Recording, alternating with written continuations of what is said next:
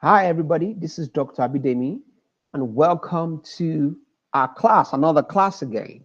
All right, and today we'll be taking a look at factor markets. Factor markets. Let's dive straight in. The factor market is the market where factors of production are traded. So, goods and services are produced by the four factors of production, namely, of course, you should know that by now: land, labor, capital, and entrepreneurship.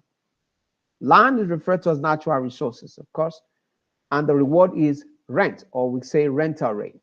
Labor, the reward is wage rate. Capital, if it's financial capital, the reward is interest rate. Capital services, which is from physical capital, the reward is rental rate. For example, if you have a car iron company and someone comes to rent a car, what is it that they pay you? They pay you a rental rate, a rental rate. Then four, entrepreneurship, profit or the reward is profit or loss. Is either an entrepreneur makes profit or an entrepreneur makes a loss. An entrepreneur is the one who combines the other factors of production, okay, land, labor, and capital, into a tangible good or into a service. Okay, so firms demand factors of production and households supply them. All right. So who are those who need our services? Of course, businesses. Okay, we supply these factors. The quantity demanded of factors of production is the quantity that firms plan to hire during a given period and a given factor price. Okay, take a look at this. The law of demand applies to factors of production just as it does to goods and services. The lower the factor price, all things being equal, all of factors remaining constant, or ceteris paribus, the greater the quantity demanded of that factor. The demand for factors of production is a derived demand because it is not demanded for its own sake, but rather because of its contribution to the production of goods and services that satisfies consumers' needs and wants. All right? So the demand of the factors of production is a derived demand. Why is it a derived demand? Because we do not demand it for its own sake, but because we need it for the production of goods and services to meet consumer needs and wants. The quantity supplied of a factor of production is also depends on price. The law of supply also applies to factors of production. The higher the price of a product, ceteris paribus, all things being equal, all factors remaining constant, or if other factors do not change, the higher the quantity supplied of that factor. Okay? There's a positive relationship between price and the quantity supplied, just like you have in the law of supply. So this is what it looks like. Okay? So your normal demand and supply, you see the equilibrium point, equilibrium price, equilibrium quantity. Let's read what we have here. And you also see the factor income, which is a multiplication of price times quantity. So this explains the graph above. The demand curve for a factor of production, which is D, demand curve is D, slopes downward, and the supply curve S slopes upward. Where the demand and supply curves intersect, the factor price, which is PF, and the quantity of the factor used, which is QF, are determined. Factor income is the product of the factor price and quantity of the factor, that's P times Q, as represented in the blue rectangle. Okay? A change in demand or supply changes the equilibrium price, quantity, and income. As an increase in demand shifts the demand curve rightward, of course, you know that will increase income. And an increase in supply curve shifts the supply curve rightward, and income might increase, decrease, or remain constant, depending on the elasticity of demand for the factor. If demand is elastic, income increases. If demand is inelastic, income falls. And if demand is unitary, elastic, income remains constant. All right. Now let's take a look at labor market. All right. The labor market is a marketplace where labor services are traded. What are labor services? Labor services are the physical and mental work effort that people supply to produce goods and services. The price of labor services is the wage rate. Some labor services are traded day by day. These services are called casual labor. People who pick fruit and vegetables often just show up at a farm and take whatever work is available that day. However, most labor services are traded on a contract called a job. In these labor markets, the wage rate is determined by supply and demand. The firm's demand for labor depends on, so let's take a look at what determines the demand for labor by a firm. The price of the firm's output. The higher the price of a firm's output, the greater the firm's demand for labor. It means they will have more money to be able to employ more people. Two, the price of other factors of production. Okay, if one factor is cheap, of course, firms will switch to that factor. Okay, if labor is cheap, more labor will be employed. If capital is cheap, more capital will be employed. If you have a combination of capital and labor that are not expensive, then capital and labor would also be used. If the price of using capital decreases relative to the wage rate, the firm substitutes capital for labor and increases the quantity of capital it uses. Usually, the demand for labor will decrease when the price of using capital falls. For example, if the price of a bread making machine falls, Angelo might decide to install one machine and lay off a worker. However, the demand for labor could increase if the lower price of capital led to a sufficiently large increase in the scale of production.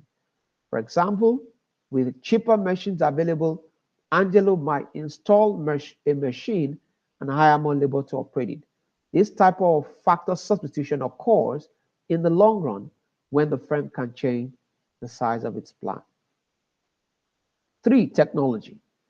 New technologies decrease the demand for some types of labor and increase the demand for other types. For example, if a new automated bread making machine becomes available, Angelo might install one of these machines and fire most of his workforce, a decrease in the demand for bakery workers.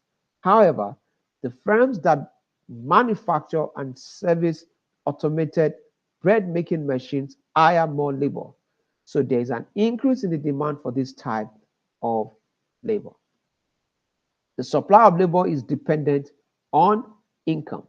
As the wage rate increases, giving an individual the ability to have more money to spend, which is increased income, and maintain his or her living standard, there will be a decrease in the quantity of labor supplied. For example, worker earning $20 per hour might reduce their hours when wages increase to $30 per hour because they can afford more leisure without sacrificing income.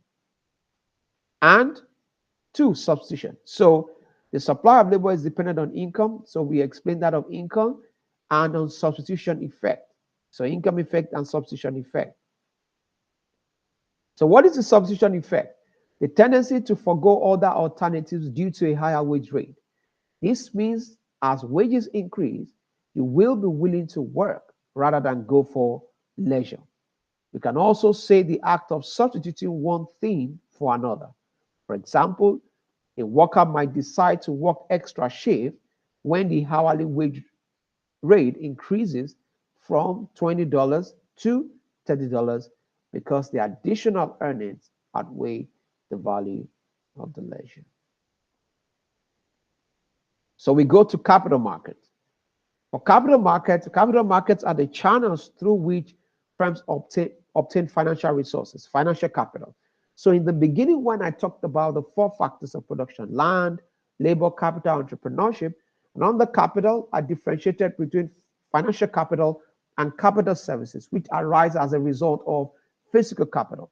All right, for financial capital, it is the financial resource of the money that we use to buy physical capital. Okay, The physical capital are tools, instruments, machines, buildings, and other constructions that are used to produce all the goods and services. Okay? So let me take it again. The capital markets are the channels through which firms obtain financial resources, which is financial capital, to buy physical capital. Physical capital consists of the tools, instruments, machines, buildings, and other constructions that have been produced in the past and that businesses now use to produce goods and services. These physical objects are themselves goods, capital goods. Capital goods are traded in the goods market, just as bottled water and toothpaste are. The price of a dump truck, a capital good, is determined by supply and demand in the market for dump trucks. This market is not a market for capital services. A market for capital services is a rental market, a market in which services of capital are hired.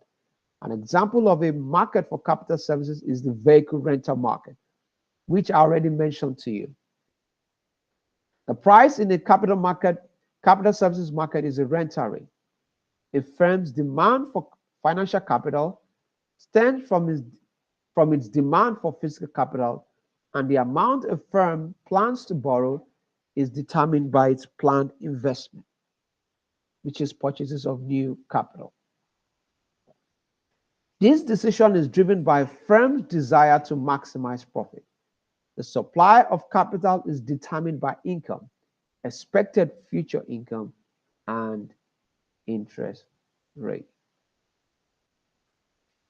Okay, so now let's go to natural resource market. So natural resource, or what economists call land, fall into two categories.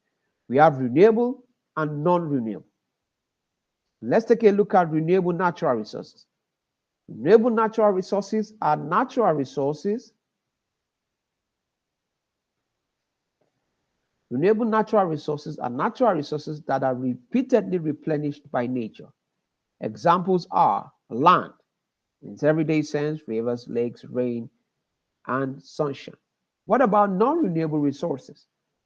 Non-renewable resources are natural resources that nature does not replenish. Once used, they are no longer available. Examples are coal, natural gas, and oil. The prices of non-renewable natural resources are determined by global commodity markets and are called commodity prices.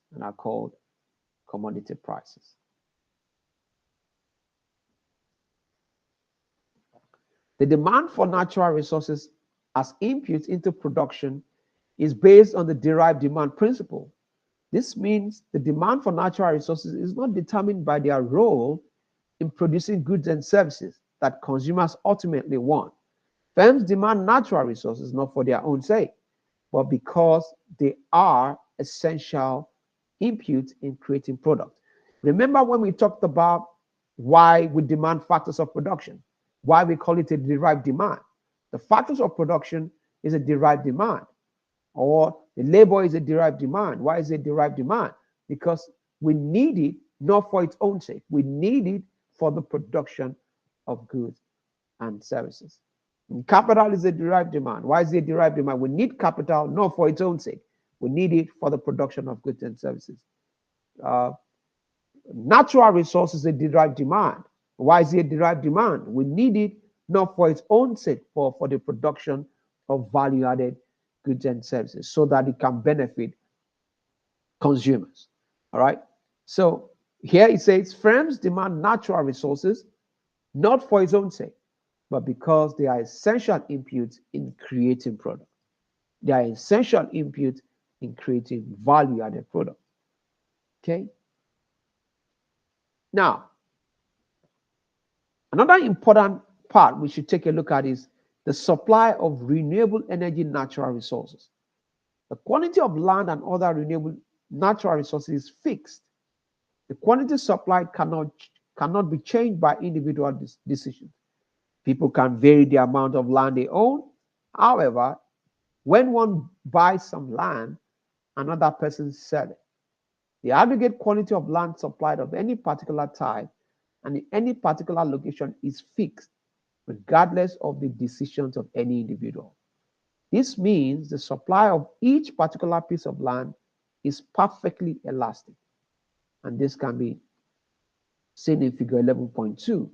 You see here, irrespective of how much the land is, the land on the face of the earth is fixed. We can vary the portion we want to have, but you can't have more land. Having more land simply means you can't expand the earth more than the way it already is.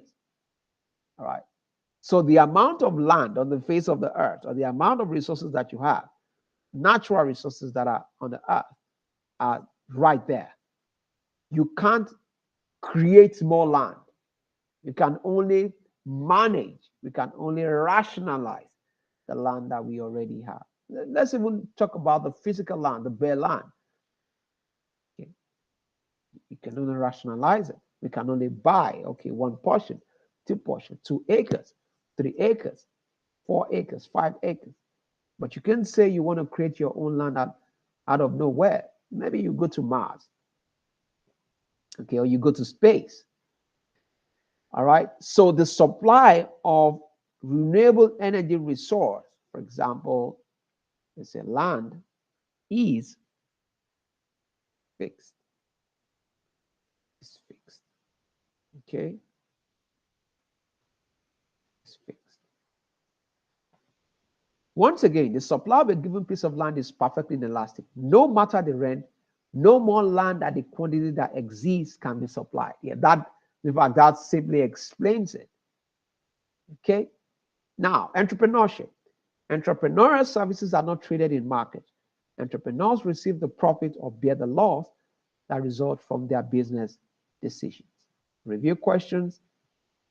Why do we call the demand for a factor of production a derived demand?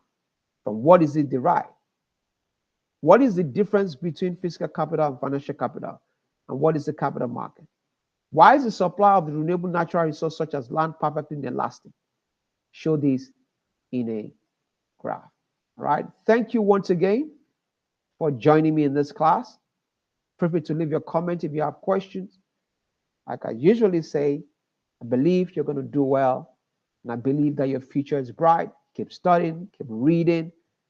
Don't give up in case you have challenges, and I believe all will be well.